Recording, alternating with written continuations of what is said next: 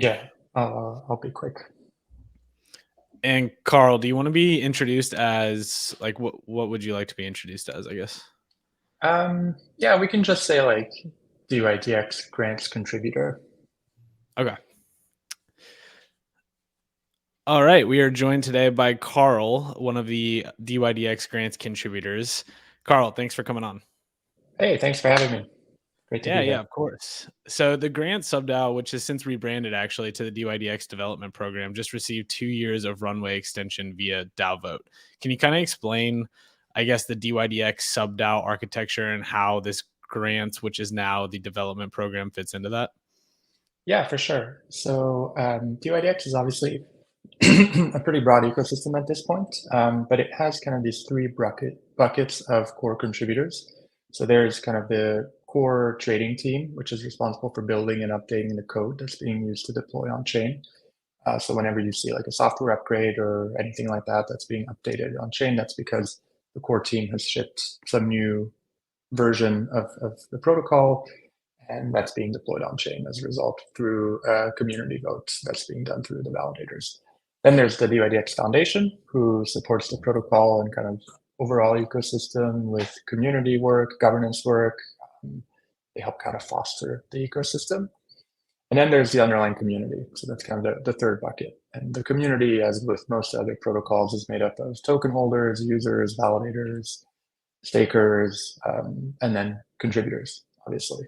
So within the community is where we've, as a whole, developed a few subDAOs, just kind of forming them in order to help the community manage and maintain certain important responsibilities that are kind of key to being able to maintain the dYdX protocol, given that the other two buckets might not necessarily be capable or have the means to manage them. They more fall on the token holders through governance or through maintenance or whatever it might be. And so these subDAOs were launched with the goal of, okay, let's give the community the power to take control here and kind of appoint certain contributors in order to manage those.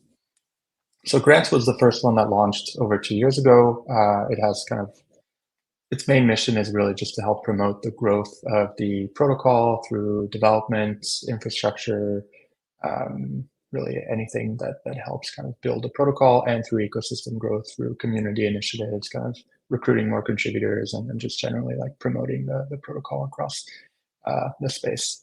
And then the second one that launched was the operations subDAO. And so that was responsible for maintaining the core infrastructure of the dYdX protocol, which launched a little bit more recently. So really, you could think of subDAOs as community contributors that are hired by the community in order to take on these responsibilities, such that more just like action and more can occur via this kind of community bucket. That was a great tee up for next week too, actually, because the ops subDAO is going to be the next dYdX short. So Yeah, great. that played out pretty nicely. But what are the plans with the funding extension of 2 years that you guys got recently from the DAO? Like, what types of initiatives are you most keen to fund? Yeah, definitely. So, what we've learned running the grants program in the past 2 years is that it can be tricky and it can be dangerous to try to foresee everything ahead of time and try to kind of estimate what it is that we should be funding. But generally speaking, we've been very excited with helping sustain and grow the infrastructure and kind of the protocol through hiring more contributors and through hiring service providers that can help kind of like run key infrastructure components that help kind of dYdX run. So previous examples have been like hiring a team to run the first instance of the dYdX indexer, which is responsible for all kind of like the data availability of the dYdX protocol. We've hired like MintScan, Kepler, lots of other service providers to help run core kind of community infra, like explorers and wallets and that sort of thing. And then on the community side, we're really excited with a few different initiatives to help kind of continue scaling the ecosystem and promoting the dYdX environment and making it really fun to interact with. And what, in your opinion, like, would you say, like 2 years from now, if you're looking at, all the work that you guys did, what would make it look like a smashing success to you? Is there any specific KPIs that you're looking at? Yeah, KPIs are an interesting one when it comes to grants because we don't like to associate ourselves with we funded X amount or we distributed X amount of grants because that would imply that we're just handing out money, right? We want to make sure that we measure impact, which can be tricky to measure just because how do you actually determine what is impact when it comes to a grant deliverable on a protocol?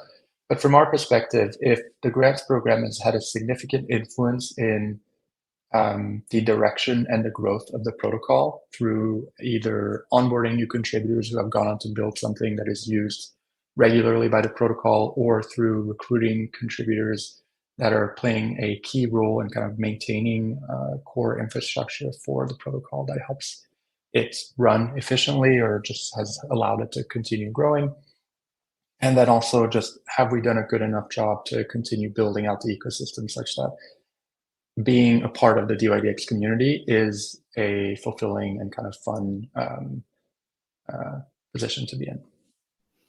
Yeah, that's super cool. And honestly, we could do a whole episode with you guys over at Reverie to kind of dive into grants sometimes because obviously there's no silver bullet here and it's a Yeah. very fluid space. So plenty of Yep. stuff to touch on. But unfortunately today Yep. we're out of time. But Carl, thank you so much for coming on. We'll have to do it again. Cool. Thanks a lot.